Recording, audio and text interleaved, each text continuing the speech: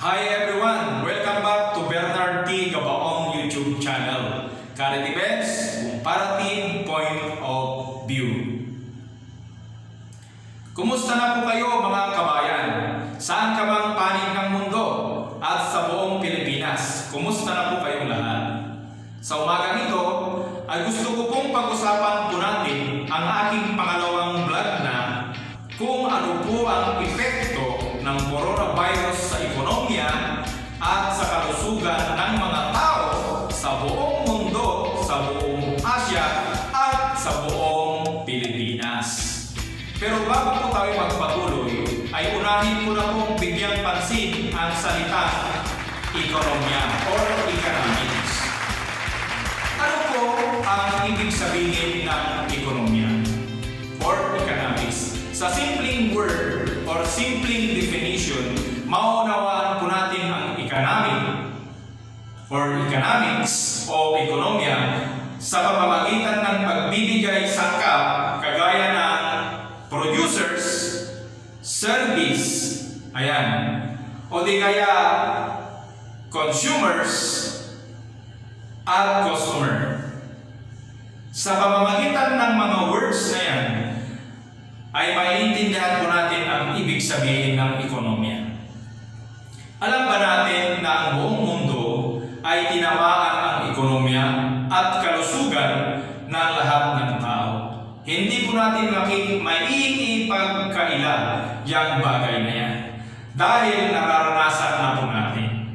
Marahil ang buong Pilipinas o sa mga ibang bansa, marami po ang nagrereklamo. Pero ang gusto ko pong ipaunawa sa lahat po ng aking mga kababayan, dapat maintindihan po natin ang sitwasyon na ating kinakaharap. Balikan po natin yung producers at saka service. Kung babalikan po natin yan, ay makikita natin na mayroong salitang business. Itong business na ito ay nagkaroon po ng malaking pagka-paralisado. Bakit nagkaroon ng paralisado? Pero bago tayo magpatuloy, bigyan din po natin ng ibig sabihin. Ano ba ang ibig sabihin ng business? Pag sinabi natin kasing business sa pinakasimpleng definition, ay malalaman natin na ang mga nag-produce ay kinakailangan nilang kumita o ang mga nag-offer ng service ay kinakailangan nilang kumita. At kung wala silang customer o kung wala silang consumer, ay ang negosyo ay hindi tumatakbo. Kaya mayroon tayong tinatawag ngayon na sa business, mayroon tayong krisis. Ano naman itong krisis? Ang krisis ay ang ating kinakaharap na kakulangan sa pagkain, kakulangan sa gamot, kakulangan sa tubig, kakulangan sa ating pangangailangan, kakulangan sa ating mga clothing, in short, kakulangan sa pera. Wala pong perang umiikot. Bakit masasabi natin na walang perang umiikot? Dito na naman po tayo papasok. Si agriculture ay kakulangin, pero walang bumibili, kaya kulang ang pera. Si barbero ay gustong manggupit, pero walang magupitan dahil nakasara ang kanyang business. Hindi siya nag-qualified na mag-open. Napakasimple po.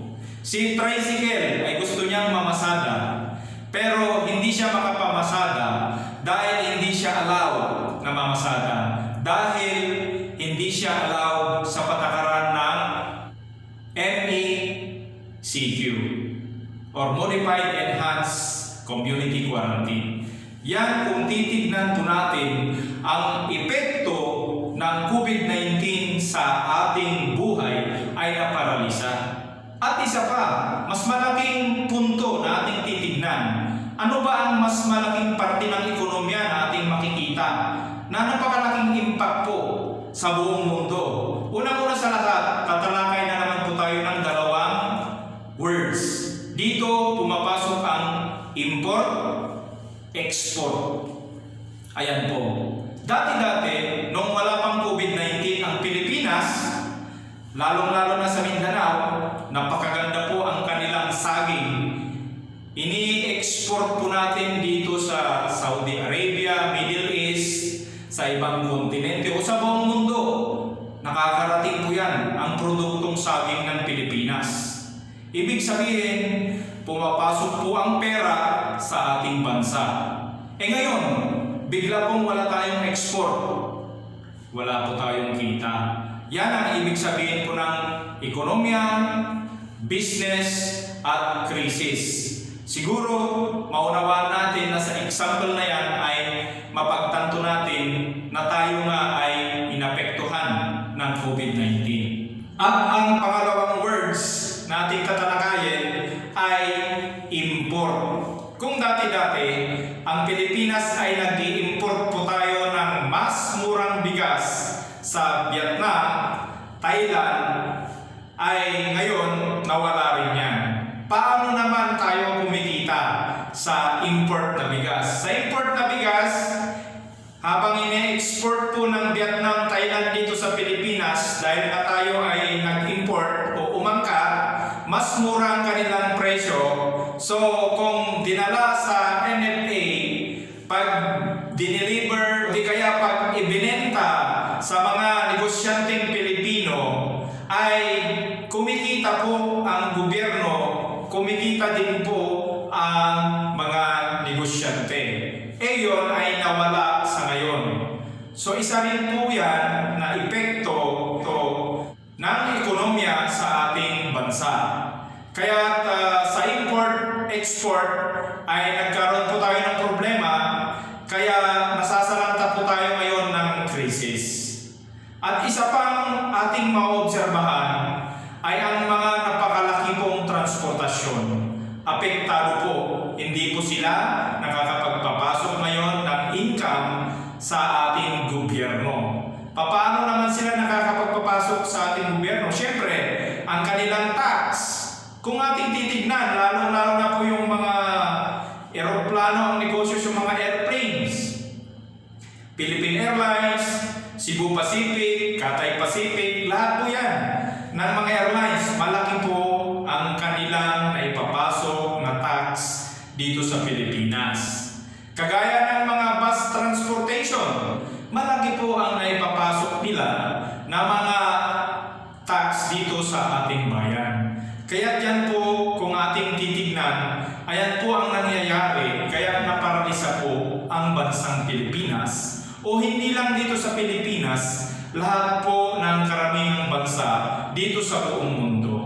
Nag-suffer po tayo ng krisis sa buong mundo. Kaya apektado po ang buong mundo gaya ng bansang Pilipinas. Lalong-lalo na po ngayon, ang bansang Pilipinas ay napakataas po ang bilang ng mga nagpapositive po sa COVID-19. Kaya ating makikita ang epekto ng COVID-19 sa ating ekonomiya. At isa pa, ano naman po ang mga tumataas din ng presyo na inyong napapansin? Siyempre, ang essential needs. Ano ba yung pinaka-essential needs natin? Pansinin niyo po yung internet. Kahit nag-COVID, hindi naman po apektado. Lahat pa rin po ng mahihirap, lahat pa rin ng tao, nag-i-internet pa rin. Habang may COVID, yung mayaman ang may-ari ng internet. Kaya napakabuti po yan sa kanila. Pero si Pilipino, consumers pa rin. At isa pa, ang nagmamanufacture ng gamot. Lahat po ng mga gamot na nagmamanufacture, essentials po yan. Kasi bago pa dumating ang sakit na or ang pandemyang COVID-19, ay mayroon na pong existing na karamdaman ang mga ibang tao. Tulad halimbawa, yung mga may hypertension, yung mga may matataas na kolesterol, yung may mga diabetic, pre-diabetic, and so on, ay pre-existing na po yan. Kaya hindi rin po bumababa, hindi rin po naapektuhan ang industriya ng paggawa ng gamot. So yan po ang ating maobserbahan. sa ating bansang Pilipinas at maging sa buong mundo. Kaya yan ang ating napapansin kung paano naapektuhan ang ekonomiya ng bansang Pilipinas. At patungkol naman po sa ating kalusugan. Sa ating kalusugan ay hindi po natin maitatago o maipagkakaila na lahat po o karamihan ng mga Pilipino, lalong-lalo na po dyan sa Maynila, Bulacan, Cavite, Rizal, and so on, ay talagang apektado po. Idagdag na natin ang Cebu, Laguna, ay napakarami po ang nag-positive sa COVID. Kaya yan po ang epekto ng COVID-19 sa ating kalusugan. Napaparalisa po ang ating mga activities. Instead na healthy ka, well, hindi ka po makapagtrabaho. Instead na nandyan ka po na nagnenegosyo kahit sa mga maliit na bagay, ay hindi mo magawa dahil sa mga quarantine po natin. Dahil sa mayroon tayong MECQ, Modified Enhanced Community Quarantine. Dahil meron din po tayong GCQ. Kahit GCQ ay kailangan mo pa rin sumunod sa mga patakaran ng gobyerno. Kaya ganun na lamang po ang pagka-epekto ng ating ekonomiya at ng ating health sa pagdating po ng COVID-19. Kaya sa panahon ngayon, ako po ay humahanga sa mga Pilipino. Ang Pilipino naman po talaga ay survivor. Nakikita ko po na habang sinasalanta po tayo ni COVID, napakarami pong magulang, napakarami pong mga anak na nabago rin po ni COVID. Yung mga humihitid ng solvent, nagbago. Tumulong po sila sa trapiko, pagpapatupad ng trapiko. Yung mga ibang mga pulis sa Samar, tumulong po sila ng isang bata na nagtitinda at tinulungan po nila na bilhin lahat ang kanyang binebenta. At ang binigyan pa nila ng scholarship para makapag-aral ang bata. At ang purpose po nun ay para mailigtas sa pagsalanta ng COVID-19. Kaya sa epekto po ng COVID-19 ay meron din pong magandang naidulot ng COVID-19. At isa pa, humahanga din po ako sa mga magulang, sa mga bata na nag-create ng kanilang negosyo. Mayroong gumawa ng mga pagtitinda sa Facebook. Ayan, nagtinda sila ng mga niluto nila. May nagtitinda ng mga damit. May nagtitinda ng mga pagkain. Kaya hanap po ako sa kanila. Marami din pong nag-e-commerce. Halos ganun din po yung pagtitinda sa Facebook. Yung e-commerce ay napakarami pong gumawa yan. Ang example po ng e-commerce, yung Lazada, yung Souk.com ay e-commerce po yan. Example po ng e-commerce. Kaya napakabuti po. At ano pa ang mga pwede nating maiambag bilang Pilipino? Siyempre bilang Pilipino, kung ako tatanungin, ay paano naman po yung mga taga-probinsya? Wala na po talagang pera. Halos yan po ang sinasabi nila.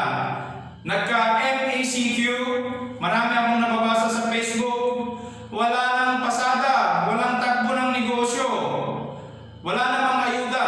Yan ang aking napapansin. Well, wag po tayo mawala ng pag-asa mga kabayan. Kung wala talaga tayong pera, pwede po tayong magkandak ng barter. Kung mayroon kang pananim, halimbawa, yung saging mo, pwede mong i-barter ng bigas. I-message mo lang sa FB, Messenger o saan social media o maging sa Instagram. Tiyak yan, mababasa ng kapwa nating Pilipino. Tutulungan ka nila yan. Pinoy tayo eh. Ang Pilipino ay survivor. Kaya makikita natin dyan, pwede natin gawin ang barter. Pwede natin gawin magnegosyo. Huwag po tayong susuko. Magkaisa po tayo para magapi po natin ang impact po ng COVID-19. At pwede rin po tayong magnegosyo, yung pabili system. Kung magpabili ka sa isang tao, maganda rin po yan na negosyo. Pwede mo rin pong gawin yan. Para lahat po tayo ay kahit paano maitawid natin ang ating buhay sa pang-araw-araw. Kaya yan po ang ating gawin. Pwede po yan makatulong sa ating lahat. At sana po ay nakatulong po ako sa inyong lahat. Sana ay huwag po kayong magsawa na tumulong sa ating mga kapwa Pilipino. Ito lamang din po ang aking sasabihin. Sa ikasasagip ng ating buhay, disiplina kailangan. So kailangan pa rin nating magdisiplina para masagip po natin ang ating buhay. At bago po ako magtapos ay gusto ko pong i-shoutout ang lahat ng mga taga-DCTP. Hindi ko po mapangalanan lahat ang mga taga-DCTP dahil hindi ko naman po kilala. Pero inuumpisahan ko pong i-shoutout sa aking kapatid, Jerry Gabaon, Daniel Talang, shoutout po sa inyong lahat, si Kuya Alex Molina, at Sir Benji Ibe, maski wala ka na, shoutout po sa inyo.